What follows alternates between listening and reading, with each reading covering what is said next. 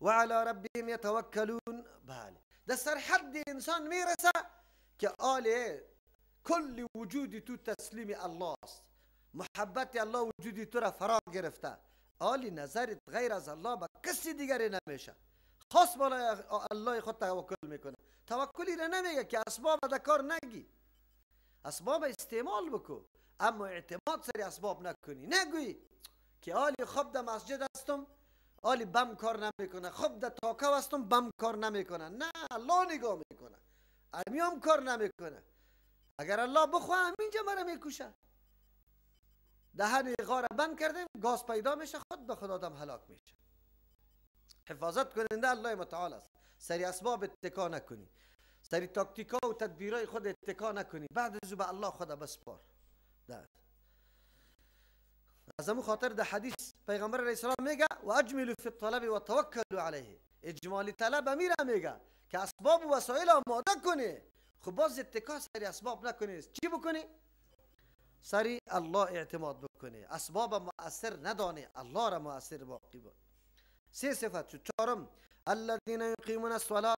وقتی که ایمان انسان در این سرحد میرسه، اولین نشانه تقویت یا قوت ایمان همیسته که نماز درست میشه. آلی نماز همینطور زفت و پرود نمیخوانی، نمازی بیگار نمیخوانی، بیگار که بیگار هستی حالا زود زود خود فارغ کن، آلی نماز میخوانی. الذین یقیمون الصلاة، او مردمایی است که نماز درست استاده میکنه. تشریحش پیش براتون کرده. پورا کردن تمام شرایط، مستحبات، سننش، خشوع خضوع در وقت واده، با جماعت، کل گپا، خلاصه سخن به نقشه رسول الله صلی الله علیه وسلم.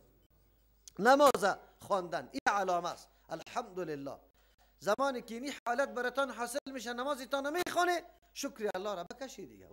چرا که الله برات می صفت داده.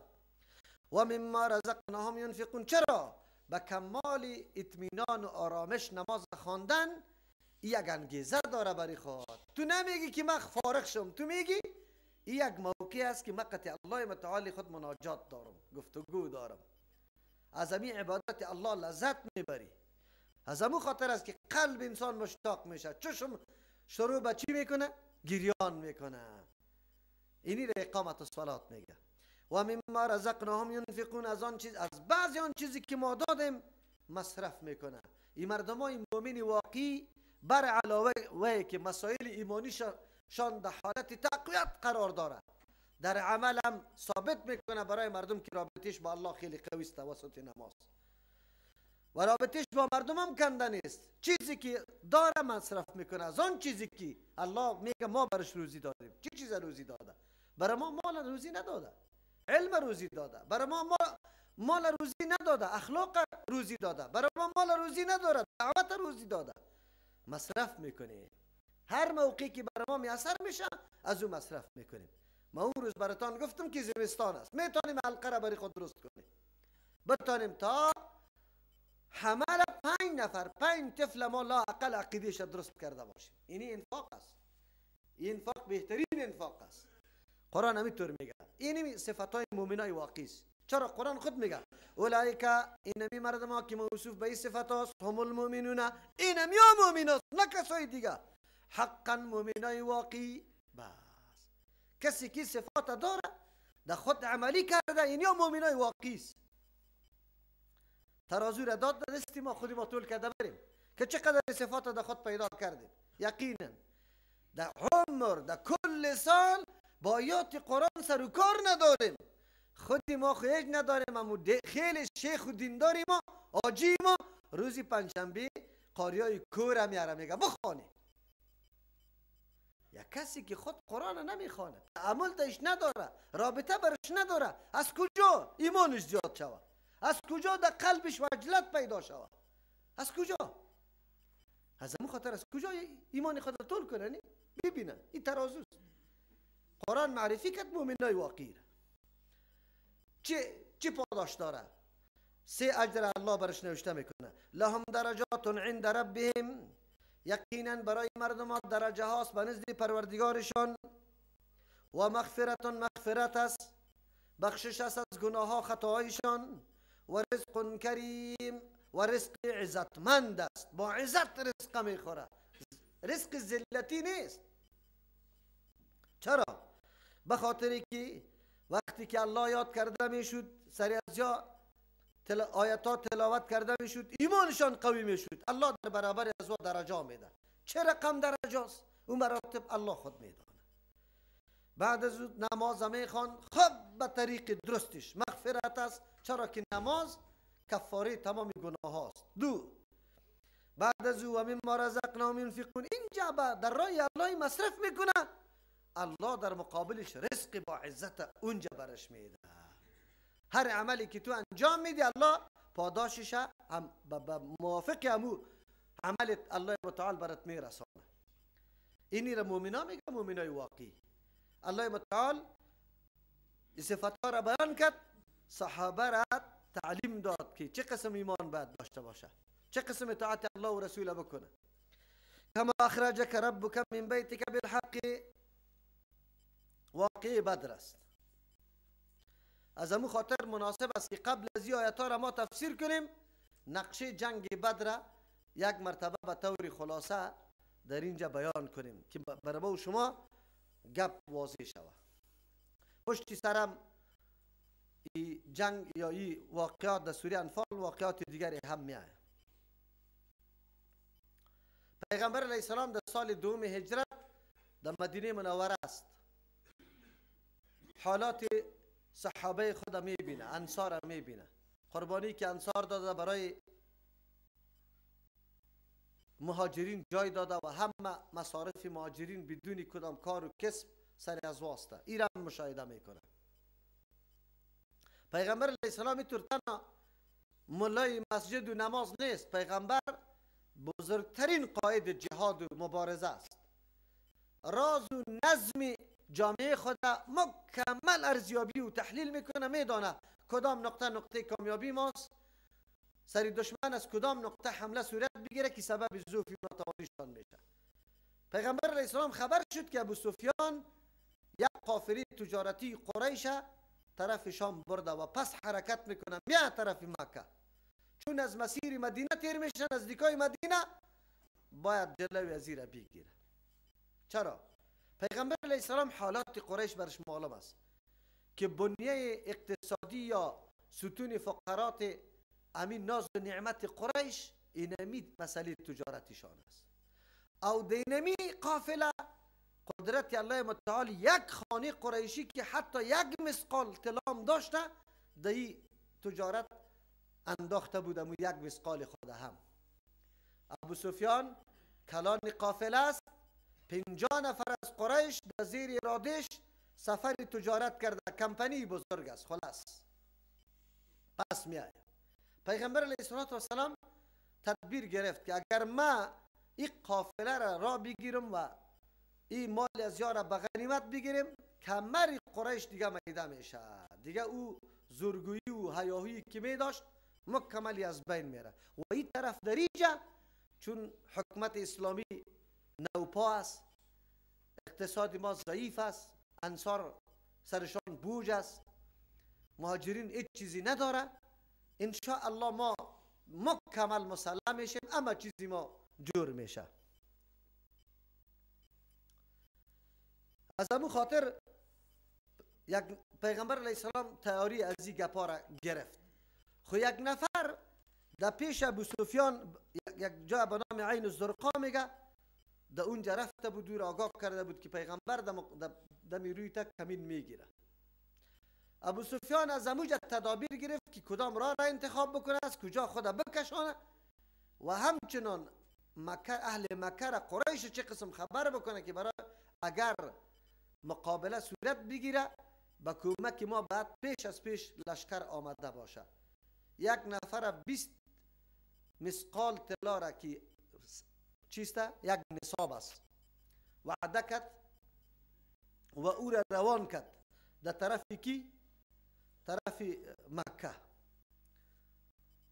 او مردکه وقتی که می آمد، عربا قانون داشتن که وقتی یک خبری خیلی خطرناک می بود شطور خود گوشش می برید که خونش باید فواره کنه، بینیش می برید یک طرفش که خون فواره کنه، کالای خود از طرف پیش و پشتی سر اینطور میکند، جاغه را میدارید امو آدم و فریاد میزد، چیغ میزد، سرچپه سری شتر سوار میشد. این علامه چی بود؟ خطری بزرگ بود. این علامه را که وقتی کسی مشاهده میکرد بدونی چون چرا در خانه بعد نمی نشست، زود تکده جمع میشدن که تصمیم بگیره. اینمی آدم در مکه رسید. وقتی که ابو جهل دیدی حالات، کل اهل مکه جمع شد، تصمیم گرفتن که اهل قافله را کمین میزنه. در 3 روز یا لشکر را برابر کردن، در 3 روز، در ظرف 3 روز مکمل. هیچ کس نماند از هیچ خانه را. اگر کسی نفر نداشت سرش نفر کرایی گرفت. خصوصا او مردمایی که اسلام آورده بودن اما پنهان کرده بود، او مردم و او کسایی که کمی خود پس کشی عقب نشینی میکرد و را به نظر شک سعی میکردن که میگفتن شما قطعی مسلمانان رابطه داری را بزور چی میکرد. که از او جمله عباس رضی الله عنه کاکای پیغمبر علیه السلام، طالب هم کاکای پیغمبر، عقیل هم کاکای پیغمبر، چی بچه کاکای پیغمبر یا هم دو جمله بوده. چی طالب بچه کاکای پیغمبر یا هم دو جمله بوده، یا مؤمن بودن لیکن ایمان خود پنهان کرده بود. از او خاطر ابو جهل یک لشکر چی کرد؟ تیار کرد و مقرر کرد. آلی دیگه تلاش میکنه که بروه. 1000 نفر تیار شد که در او جمله 200 اسب و 600 زری والا زری پوش. آلی زری پوش ما تانگ است، در وقت زری پوش لباس بود دیگه، زری خودم پوشیده بودن. یک کار دیگه هم کردن، کنیزهای جوان برای ترانه خوانی و برای تشویق از یا وارم قطع خود گرفتن. در هر منزلی که می رفتن 10 شتر چی می شد؟ کشته می شد، ذبح می شد. پیغمبر علیه السلام اعلان کرد در مدینه منوره، چون منظورشان کمینگیری برای یک قافله تجارتی بود، کسایی که فی الحال آماده برای برآمدن بود امو مردم ها قطعش یک جای شد. او مردم ها که قطع پیغمبر علیه السلام یک جای شد برآمدن، تقریبا کلش 70 شتر بود. از امو خاطر هر 3 نفر یک شتر به نوبت سوار می شدن در سر شتر، که همسواری پیغمبر علیه السلام هم ابو لبابه و کی علی رضی الله عنهما بود. و وقتی که نوبتشان می رسید از پیغمبر علیه السلام از پیاده رفتنش، برشان می گفت یا رسول الله تو سوار باش، ما در جای تو پیاده میریم. و 2 نکته را برشان می گفت، نه از مکه قوی تر هستی و نه ما بی حاجت به ثواب هستم، بلکه من به ثواب ضرورت دارم. عملکرد زندگی پیغمبر علیه السلام درسای عظیمه برای دعوتگرا و کسایی که نمایندگی دعوت ها را میکنه، سرپرستی دعوت ها را خود کلان میتراشه. این درس بزرگ است. پیغمبر علیه السلام چپن نپوشیده بود، در سر چوکی مجلل ننشسته بود، گلا را در گردن خود نانداخته بود، مردم به لیسیدن دوستای خود دعوت نداده بود، در سجده کردن پاهای خود مردم طلب نکرده بود. صحابه کرام در میدان جهاد، امرای صحابه کرام به نوبت سر شتر سوار میشود، حرکت میکرد در جهاد. یک پیر صاحب خانقاه را برای من نشان بده، اما بزرگش که یک قدم در راه جهاد مانده باشه، یک قدم پیدا کنه برای من، حتی نمانده و نمیکنه. خواهی ملت کور نگاه شده از زندگی پیغمبر. تاسف دریسته روزای میلاد پیغمبر در فلان سال تولد شد، نور بالا شد، اینطور شد. درسای عظیمی که در سیرت پیغمبر است، اینا به مردم نمیگه که مردم بشناسه پیغمبر، که پیغمبر کی بود. و امروز که کسی دعوا داره که در نقش و قدم پیغمبر روان است، باید چه قسم اعمال و چه قسم صفات و حلیه را داشته باشه. این را بیان نمیکنه، چیزای دیگر را به مردم بیان میکنه، مردم فریب میده، تلبیس ابلیس میکنه. دیروز ما گفتم در جمعه مردم فریب میده. او خود در سفر جهاد روان است. صحابه کرام یک تعداد مردمایی بودند در مدینه که سواری و مثلا مراکبشان در کوها اعلا کرده بود، دور بود. از پیغمبر تقاضا کرد یا رسول الله ما بریم سواری ماری چیزا مراکب خدا بیاریم. پیغمبر گفت که نه، موقع نیست، قافله از پیش ما میره، ما زود. از همون خاطر وقتی که در یک جای رسید، پیغمبر علیه السلام یکی از صحابی را گفت که برو لشکر شمار کو چند نفر است؟ وقتی که او شمار کرد 313 نفر. پیغمبر علیه السلام گفت بله لشکر طالوت هم 313 بود. ایرا شگومی نیک گرفت که ما و شما او را فال نیک میگیم. فال نیک در اسلام است اما فال بد وجود نداره.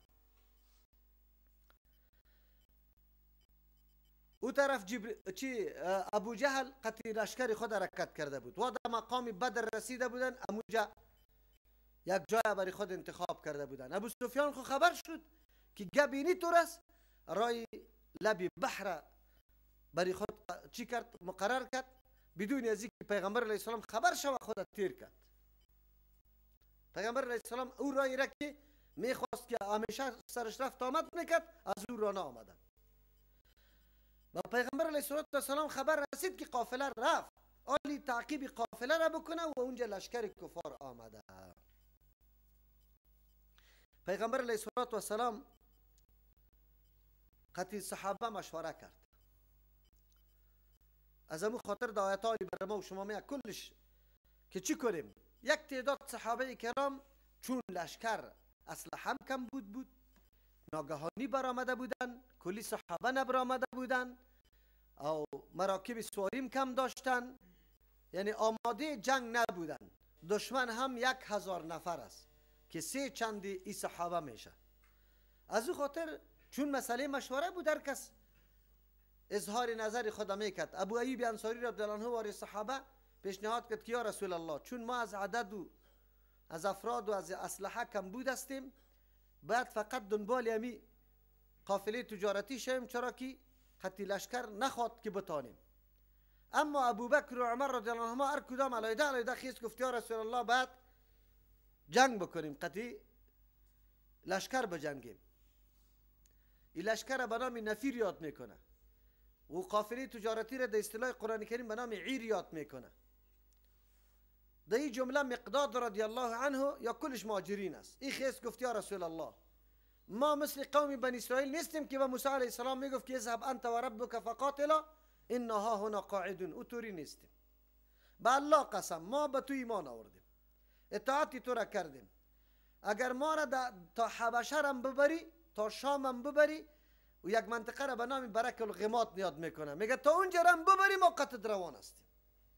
پیغمبر علیه السلام بسیار خوش شد، سخت دعا را به مقداد رضی الله عنه کرد. خب بازم گفت از مشورت طلبی را باز شروع کرد. منظوری پیغمبر علیه السلام این بود که انصار چی میگه، چرا که انصار کدام تعهد و بیعت امر پیغمبر کرده بود در داخل مدینه دفاع از پیغمبر علیه السلام بود نه در بیرون مدینه. در این فکر بود که شاید انصار بگوید که ما خو بیعت در داخل مدینه کردیم حال بیرون رفتن بازی طور در مقابل لشکر قوی قرار گرفتن بدون آمادگی اوی سبا بسیار گپات و بالا شد بگوید که ما را هلاک کرد. سعد ابن معاذ رضی الله عنه فهمید که رخ سخن پیغمبر علیه السلام طرف ماست. خیست گفت یا رسول الله ما میدانم که تو ما را میگی، اصلا اگر ما را میگی ما قطعی تو بیعت کردیم، ایمان برات آوردیم، شاهدی میدیم که رسول الله متعال هستی، رایت حق است. به الله قسم که در کدام طرف ما را میبری ما قطعت میریم. پیغمبر علیه السلام بسیار خوش شد، خیلی زیاد. وقتی که این آواز از انصار شنید بعد از او دیگه پیغمبر علیه السلام گفت که بالکل ما در مقابل لشکر میریم. ابو سفیان به ابو جهل اول رایی کرد که من تیر شدم بیا دیگه پس دور بخور. ابو جهل خبیث زمانی که حرکت میکرد رفته بود در پرده های کعبه دستا را بند کرده بودی جمعی آیت ها و دعا میکرد و هم عقیده داشتن که بیت الله است، مقام مقدس است، دعا در اینجا قبول میشه. از پوشای کعبه گرفته بودن دعا میکرد که یا الله امو گروپی که خیلی عزتمند است، امو گروپی که خیلی هدایت یافته است، امو گروپی که به پیش تو از پیشش راضی استی، الله او را چی بده کامیابی نصیب کو. خبیث فکر میکرد که شاید البته ما گروپی ما چی است، اما یک آدم دشمن به خود چی میکنه به دعا کدرایی بود. این را غرور و تکبر و شان و های هویش فرا گرفته بود. گفت نه ما که جشن کامیابی خود در چشمه های بدر نگیریم، جشن خود و اونجا استقبال نکنیم ما پس دور نمیخوریم. مرگ وقتی که میرسه الله متعالی نمی قسم اسباب مهیا میسازه. پیش لشکر ابو جهل رفته بود، در مقام بدر در جایی که آب بود اموجا گرفته بودن. پیغمبر علیه السلام هم در یک موقع رسید که جاب ماب نبود. خباب ابن عرط رضی الله عنه صحابیست، برش میگه یا رسول الله این حکم الله متعال است که اینجا باشیم یعنی که نظر است که تغییر میخوره؟ پیغمبر علیه السلام برش گفت نه، اگر کسی مشوره بده پروا نداری، خوب حکم الله نیست. گفت یا رسول الله اینجا جواب نیسته، اونجا یک چشمه است، بریم امو چشمه آب بگیریم به خاطر که در آب ضرورت پیدا میشه. مشوره خباب ابن عرط رضی الله عنه را پیامبر علیه السلام قبول کرد. رفتن حوض جور کردن، آب برای خود چی کردن. سعد ابن معاذ رضی الله عنه خیست گفت یا رسول الله ما باید یک جای برای تو علیحده خیمه را جور بکنیم و اونجا گروپی حفاظتی تو را چی کنیم. شده میتونه که ما مغلوب شویم، باز تو بتونی پس در مدینه پیوست شوی. در مدینه هم الحمدلله اوتور مردمی نمانده که منافق است، اینطور مردمایی است که به تو محبت داره و خود قربان از تو میکنه. پیامبر علیه السلام یقینا این مشوره سعد رضی الله عنه را قبول کرد، داخل خیمه رفت. و نموجه بود که پیامبر علیه السلام دعا میکرد که یا الله اینی طایفه کم است، اگر تو یارا هلاک بکنی کسی نیست که دعوت به توحید الله بده. چرا که اولین معرکه است بین اسلام و کفر. و نمونجا بود که مؤمنان آمین میگفت، پیغمبر علیه السلام دعا میکرد تا ای که چادر مبارک از شانه های پیغمبر افتاد. ابوبکر رضی الله عنه خیست و چادر پیغمبر علیه السلام پس سر شانش کرد، گفت یا رسول الله الله دعایت قبول میکنه بس است. پس از او باز اون مسائل جنگ و جهاد شروع میشه. از او معلومات کرده بود پیغمبر علیه السلام، نفر روان کرده بود که چقدر نفر است، چی غلامایی که روان کرده بود به خاطر معلومات وار از صحابه گرفته بودن. باز وقتی که از او سوال کردن که چقدر نفر است، گفت نمیفهمیم. گفت چی خوراک؟ گفت روزی در منزلی که میریم 10 دانه شتر ذبح همیشه. پیغمبر علیه السلام دیستی گفت 1000 نفر است، چرا که یک شتر برای 100 نفر است. این طرف 313 نفر. موقعیت جنگی آنقدر خراب است برای مسلمانان، ریگزار است، پایا گور میره. اما او طرف بلند دام است و خب خاکی چی است؟ مکان است، خب بلند دام است. از اسباب ظاهری وقتی که کسی نظر میکنه در 100% 1% احتمال غالب آمدن صحابه کرام یا مسلمانان بالای کفار وجود نداره. لشکر چند دست از کفار آماده به بسیار جوش و خروش و انتقام برآمده، مسلح مکمل است، موقعیت جنگی بالا را گرفته، کنیزا را آورده که برشان شیرخوانی میکنه یا را دیگه هم غیرت میده. دیگه خلاصه سخن است که به این قدر اسباب و وسایل ظاهری و آماده است که هیچ احتمال نداره که مسلمانان در مقابل از او کامیاب شوند. این جانب از هر نگاه خطشان هیچ برابر نیست، نه میدان جهادشان برابر، نه افرادشان به او اندازه، نه اسلحه کافی امرایشان است و نه به جوش جنگ آمده، بلکه یا خب این نیت آمده بود که ما یک قافله را چی میکنیم؟ رایش میگیریم. این می بود که جنگ در بگیره. اما الله متعال از او خاطر در قرآن خود اعلان میکنه که حق ظاهر شود. یک درس عظیم در طول عمر تا روز قیامت است. قرآن برای ما میگه اگر شرایط کامیابی را مسلمانا پوره بکنه، شرایط کامیابی را پشت سر میگه ثبات و استقامت، ایمان قوی، مکمل اطاعت الله و رسول. اگر این دما موجود باشه حتما مسلمان غالب است، ولو که دنیا مکمل اتم داشته باشه، اما مسلمان هیچ چیز نداشته باشه. این درس عظیم است. از همون خاطر زمانی که کسی سری خود اعتماد کرده یک کمی متوجه خود شده، الله شکست نصیب کرده. در جنگ حنین همونطور نبود. اول مسلمان ها یک کمی خدا گفت این قدر لشکر هستیم که حال زور هیچ کس نمیرسه، امی سخن به الله خوش نبود. در اول مرحله مسلمان ها شکست خورد به خاطری که اعتماد سری چی کرد؟ کثرت خود. از اعجبتکم کثرتکم، در آن وقتی که شما را خوش ساخته بود زیادتتان، اما نصرت از جانب الله است. از او خاطر واقعه بدر یک درس تربیتی داره، بسیار مسائل مهم پیش ما میاد. الله متعال پیغمبر علیه السلام در یک موقعی که چیست اون الله نعاس آورده خوابه سر پیغمبر علیه السلام آمده بود، او را بیان میکنیم. برآمد میگفت که اینجا ابو جهل قتل میشه، اینجا فلانی، اینجا فلانی. قدرت الله متعال در می گروه 70 نفر از کلانه و سردارای قریش آمده بودند و کلشان اونجا مردار شد. 70 دیگه اسیر شد. اینی حالات جنگی یا نقشه جنگ بدر است. الله متعال در اینجا امون نقشه را یک نکاتش بیان میکنه به خاطر ازی که مسلمان ها درس بگیرن.